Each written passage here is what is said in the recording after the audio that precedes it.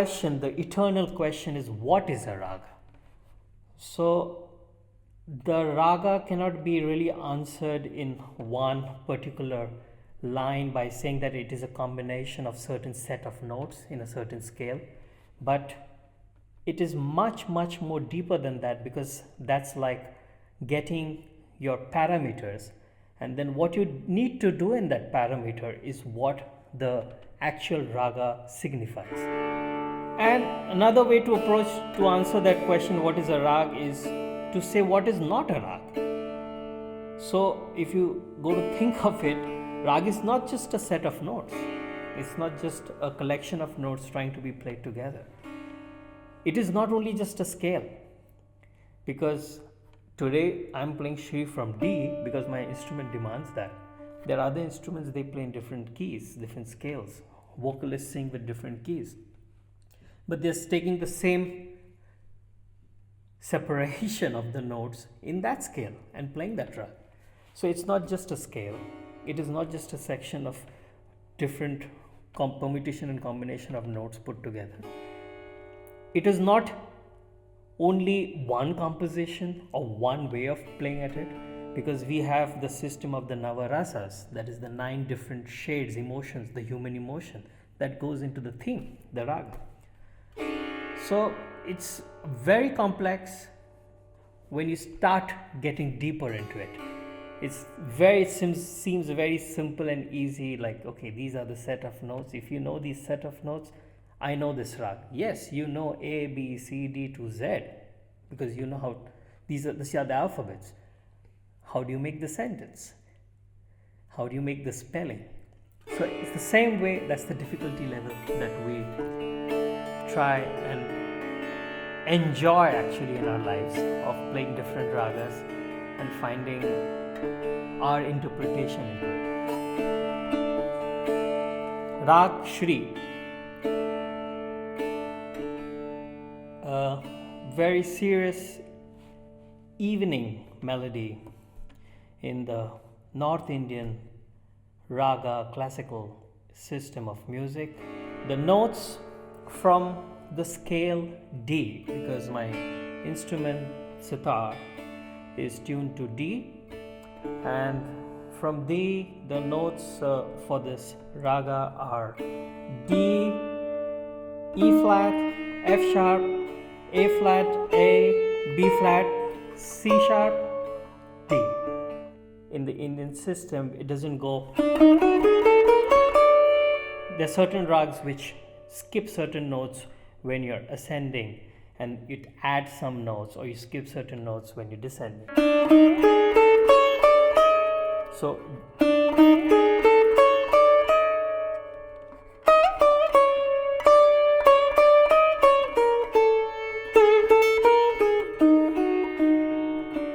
we add the F sharp while descending, but in a very particular way of adding that note.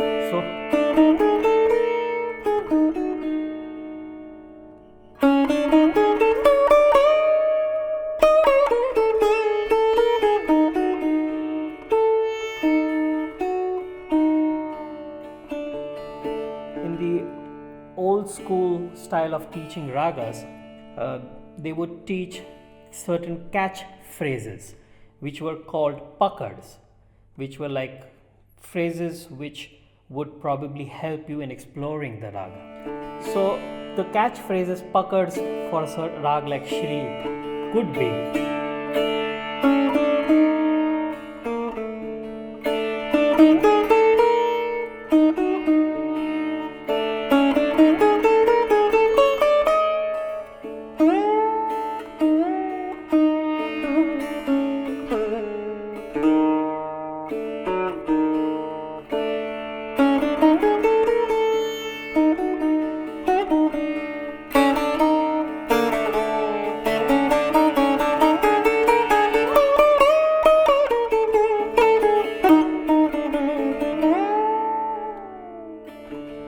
Now we have the framework of this. These are the set of notes. We need to figure out some music now. When you say which raga are you playing, it's like giving a person a name. But to bring out that person's personality is when you start playing the raga. That set of notes, how do you combine those set of notes to create music which will denote, emote something?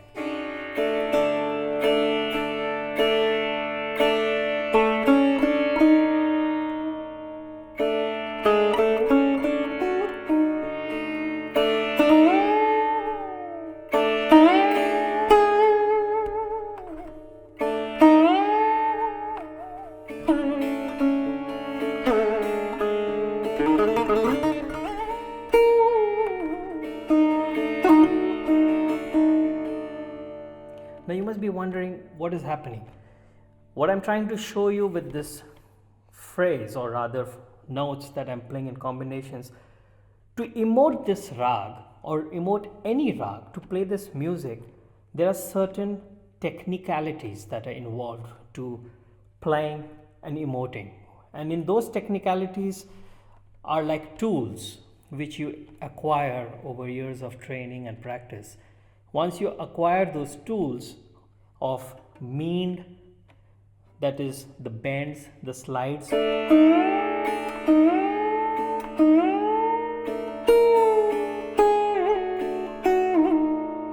very important of how you glide from especially the E flat to A and then back, which is the soul in the melody which will bring the raga.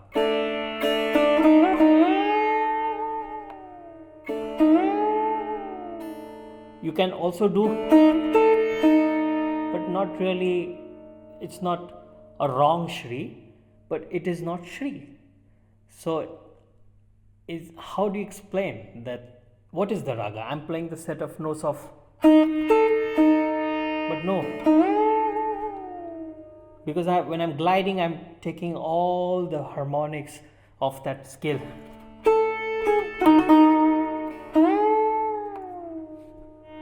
So I have 1, 2, 3, 4, 5. 5 notes, but what are the combinations I can do? So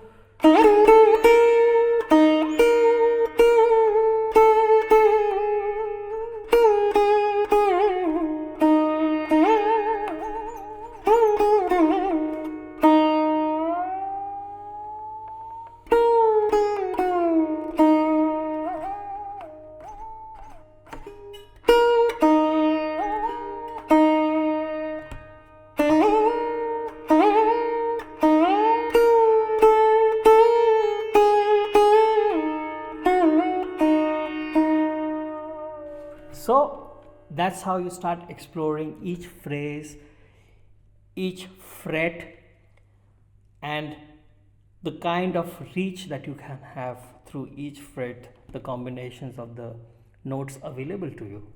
In this instrument, you have maximum of 5 notes that you can go. So from the E flat to the 5th of E flat.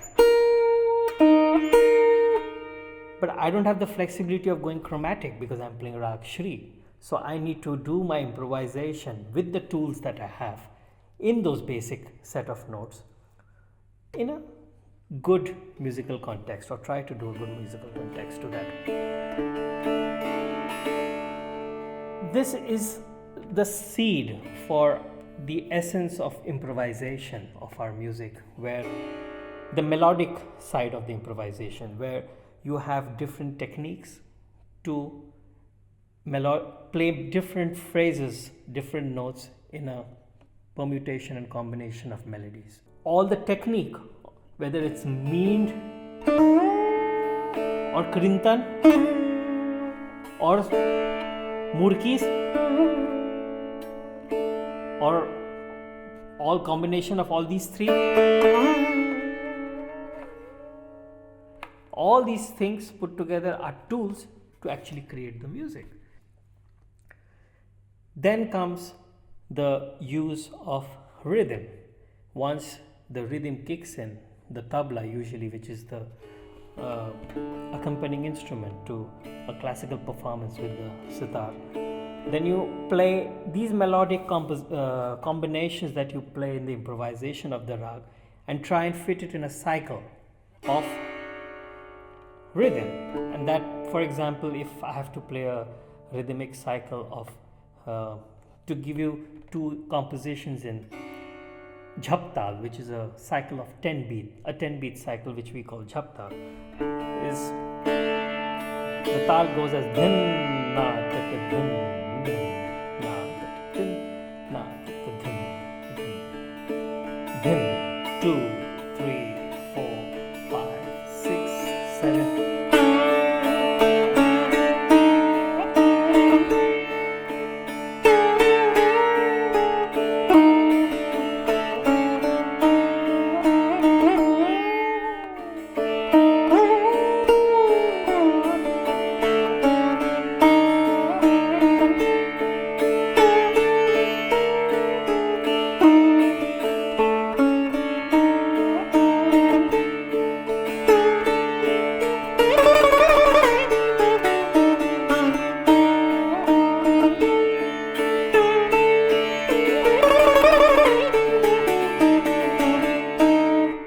Basically, I'm playing that same cycle, but from half the cycle I started a phrase which became a composition, which is one of the beautiful compositions in Rag Shri by Ustad Ali Akbar Khan Sahab, played on sarod.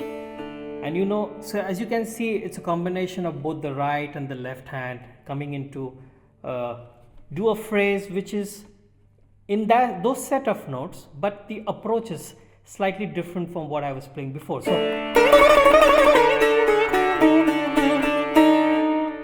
So there is combination of the right, the left. At the same time, if you see, there is a little bit intricate combination in the layer, in the tal, in the rhythmic cycle. So 1 2 3 4 5 6.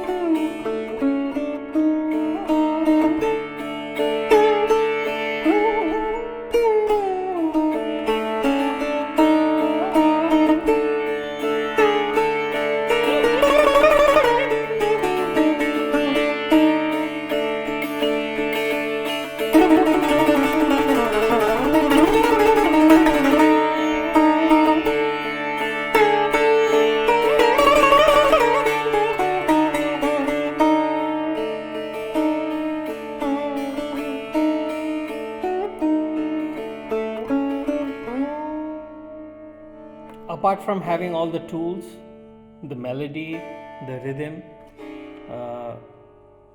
what we also explore is trying to play the melody in the rhythm in equal parts at times to finish a phrase, and those equal parts are called like tihais. And what I mean by equal parts is we have this tradition of doing a tihai means 3, a phrase done 3 times. To do it equally, you need to have the mathematics or the numbers of when you're putting up a 5-beat phrase in a cycle of 16 or in a cycle of 12 or in a cycle of 10. So if you have to put a 5-beat phrase 3 times equally to come to 1 is where the mathematics of tihai come in.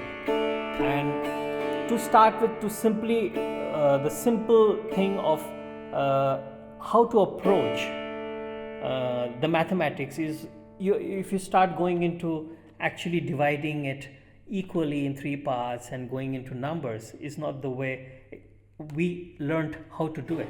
We started doing it by doing smaller phrases 3 times to come to a tihai. So for example, if I take a composition in a teen tal, a drut teen tal, because that's more popular and more understandable for most people. So a composition in 16-beat cycle would be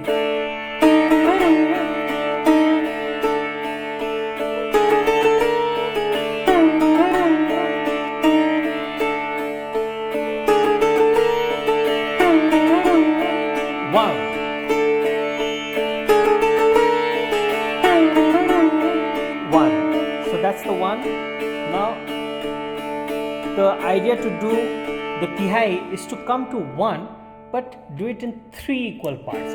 I don't know where this tradition, actually what is the history behind of the tradition of why 3 equal parts, but I guess it's because they wanted to bring the mathematics in there. It could be 4 equal parts, it could be 5 equal parts, it could be 2 equal parts if the music sounds good there. But if it is 3, that's the tradition of doing it. So how do we divide a phrase like